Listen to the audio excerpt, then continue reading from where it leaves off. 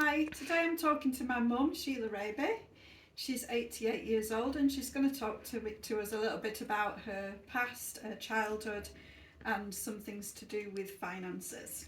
So first of all, can you tell me a little bit about your childhood? I was born in 1934, the youngest of 5 children. There were 2 boys, 3 girls, I was the youngest. We were a working class family living in the north in Yorkshire. Dad was a miner at the local colliery and mother stayed at home. She was looking after us all, plus the housework.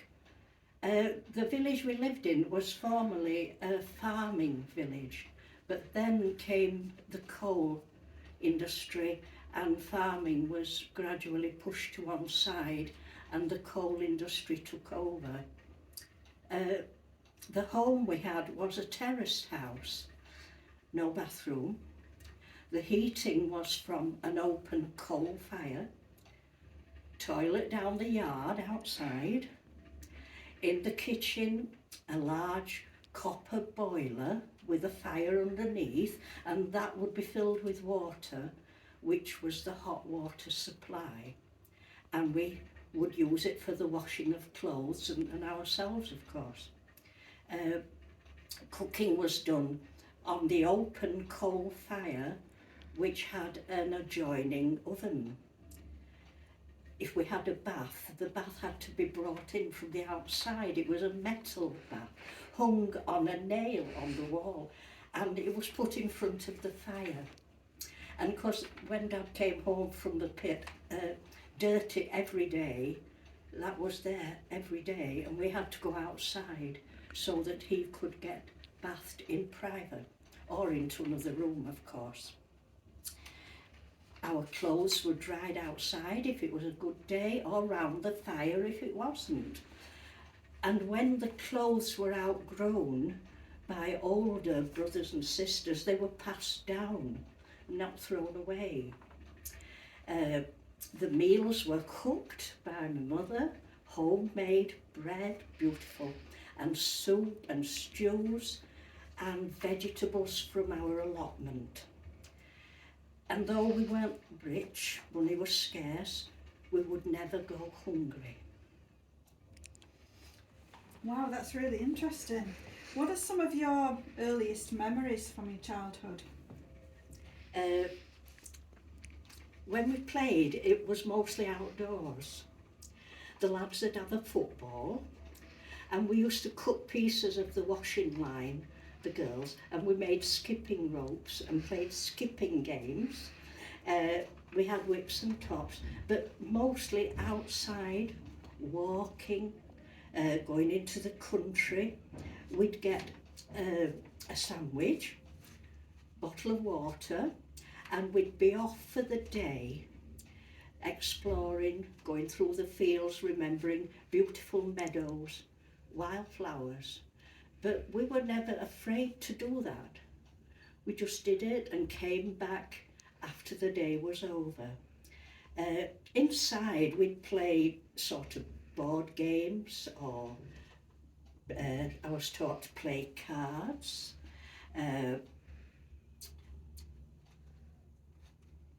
I can remember cows being brought down a lane. They'd been in the fields and they were being brought back to the farm in the village to be milked. All the shops were run by local people, so we knew all the shopkeepers, and sometimes a fair would come to the village and it would be quite close to where we lived, so we would get pennies to go on a ride. And the lads used to like to knock down the coconuts in the coconut shy. We also lived close to a cinema, and we'd go there to watch films like Flash Gordon or Robin Hood or Laurel and Hardy comedies, all in black and white. And there was a lot of noise because if there were baddies, we used to shout at them. Money was very scarce, so toys were shared. there was one bike for the 5 of us, but we all learnt to ride on it. At the age of 3, I started nursery school. Holidays were very rare. I can remember once only going to Bridlington on the East Coast to stay in a caravan. Sometimes we'd get on a bus from the village and go out to visit relatives who live nearby, but we didn't really leave the village very much at all. Any more? I'm getting boring now. So you said you got brothers and sisters. Did you or your siblings ever do any jobs when you were children, like paid work? The boys did first. They used to take papers out, delivering newspapers before school, and then again there were evening papers and they would do that as well. Also we had a local shop, the Co-op, and they delivered food. You would put your order in and it would be delivered by horse and cart, and the boys would help the men to do the deliveries by lifting off the goods and running to the door with them. But by the age of 14 they'd left school and they were working at the pit with my dad, earning, but because they were earning they were expected to contribute towards the running of the house, towards buying food and paying all the other expenses. They were given money back, pocket money, for them to spend on themselves. My eldest sister, she used to do cleaning jobs. She'd only be about 12 years old, for neighbours, and she would be paid. And then at the age of 13, her education finished and she went to London to work for a lady who was richer than us and could afford to employ her as a sort of housemaid, cook, everything that needed doing in the house. And again, the money she earned, some was kept back for herself, the rest was sent home. She stayed about 2 years and then she came back to work for a doctor in the area doing similar work. My second sister also finished her education at 14. She finished school on a Friday, and by the Saturday morning, the next day, she was at work in the canteen at the colliery. So no time off in between, not one day. I think the first money I earned was cleaning football boots for the lads. Give me 6pence or something like that. Local children sometimes would go into the fields at harvest time. A lorry would pick them up and they'd go with the buckets and pick peas and potatoes, helping the farmers. And the October holiday used to be known as tater picking week, because that's what all the children did. But we were always encouraged to live within our means and to take care of whatever money we did earn, which wasn't much, of course. So I think you've answered that question, what you learnt about money from an early age. So Well, a little bit, it's a little important. bit, yes. Oh, we were taught not to get into debt, to live with what you'd got and to make it spin out, to save if you wanted to buy something. Though I think my mum did have to sometimes take on weekly payments because some of the things we needed would be more than she could afford in one payment, so she would do this week by week. Okay. So what was it like growing up during the Second World War? I would be 5 years old when the war began and 11 years old when it ended. I can remember being frightened, and I can remember having to keep very quiet. 6 o'clock news every night. We would sit round the wireless and we would listen. Sorry. we would listen to the broadcasts about the air raids and the land battles, and we'd listen to what the news reporters were saying, what the Prime Minister was saying. My dad had been in the First World War as a medical orderly, but because now he worked at the pit, this was an industry which was really needed, and so miners, if they chose needn't enlist, they could still work at the pit, which he chose to do.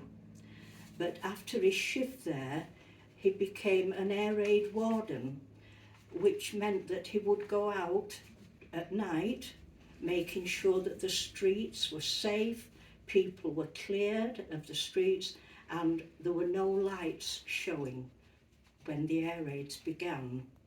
We knew when the air raids were coming because the siren, which was at the pit for the timing of the shifts there, that would sound and warn us that there was to be an air raid. Our dad, of course, would be out seeing what he was doing his job there, and my mum would take us into the air raid shelters, which were tunnels dug into the ground. They were very dark, they were very damp, a series of tunnels where we could stay until the all clear sounded and we could come out again.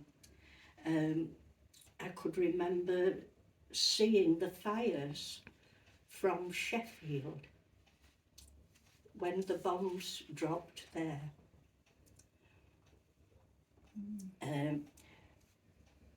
Sometimes if we couldn't get to the air raid shelter, we had to get under the table in the house. I think probably the most frightening thing was hearing the aeroplanes setting off or coming over and wondering, were the bombs going to drop near us? Food was rationed. I've still got a ration book that we had during the war, so we could go to the shops and claim our allowance of butter, sugar, flour, essentials, no chocolate, no sweets. Even coupons were issued before you were allowed to buy clothes. And so you've tried to scrounge from other people if you wanted new clothes and then get enough to go and buy what you needed. There were soldiers stationed nearby at a country house called Fritley Hall.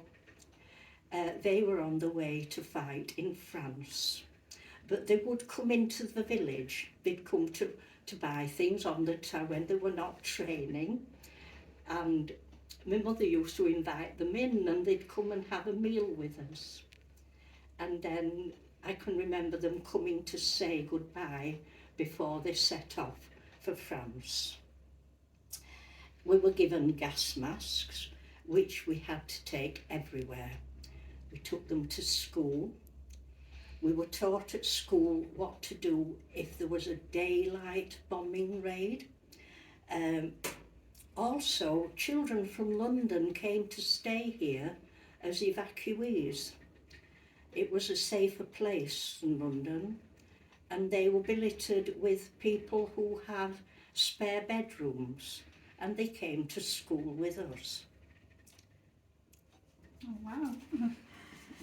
So last couple of questions. When you finished school, so when you were, 16 when you finished school? Or whatever age you were, what job did you do, first of all?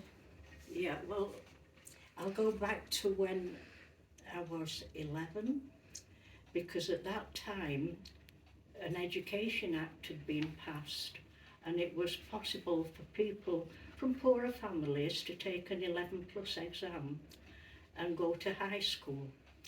So not unlike my brothers and sisters, I was the lucky one. I didn't finish school at 14 as they had done. I was allowed to go to a high school in Pontefract, about 7 miles away, and from being 11 to 16 I got my education there. I was going to leave at 16 and go into work, but I'd got a very good headmistress who was very kind to me, and she said, you do not need to leave. You have got more about you and you need to push yourself further. I'm going to speak to your parents. And so my parents had to go to school and be spoken to. And they were persuaded to let me stay on till I was 18, which was very unusual. And they knew we were, not poor, but scraping about a little bit. And she gave me a job at school. She set me on as a secretary and a laboratory assistant. And so I did earn a little wage from being 16 to 18. And then at 18, I applied for Teacher Training College in London and was given a place there. And I was actually in London when the late Queen was crowned. I did teacher training for 2 years, trained to teach children of 7 to 11 years, and then came back to the village where I was born to work in a local school. The first wage I got was £7 a week. And my mother was over the moon because, you see, the rules still applied. You handed over your wages and you were given back pocket money. So she was quite happy about that. But I did love the job. It was a good job for me. And I think that headmistress had been very wise in her advice and how she helped me.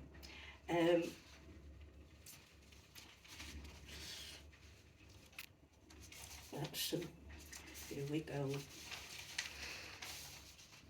So what advice would you give to anybody that's just starting out their careers now? Maybe they're finishing school or university or college. Maybe they're not sure what they want to do. What advice would you give to anyone in terms of their careers, or either financial advice or otherwise? I did the job I loved for 32 years. To me it was very satisfying work. Every day seemed different, but I felt that I was helping somebody. I took 5 years off when you were born. But you and Catherine could both read before you went to school. So that was a bonus. I would say try to reach your full potential and get the qualifications that you're capable of. If you're not happy, if you want to try a new direction, well, do your research and maybe go for it. But if you do, be prepared for failure or for success. Don't be disappointed by failure or downhearted, and not be put off by setbacks. Life will throw at you many problems, and it isn't what the problems are, it's how you face them and how you deal with them. Beware of the lure of easy money. It isn't always easy and isn't always what it seems, but try and do something that makes you happy, where you will find satisfaction and perhaps fulfilment in your work. Thank you. It's been lovely talking to you.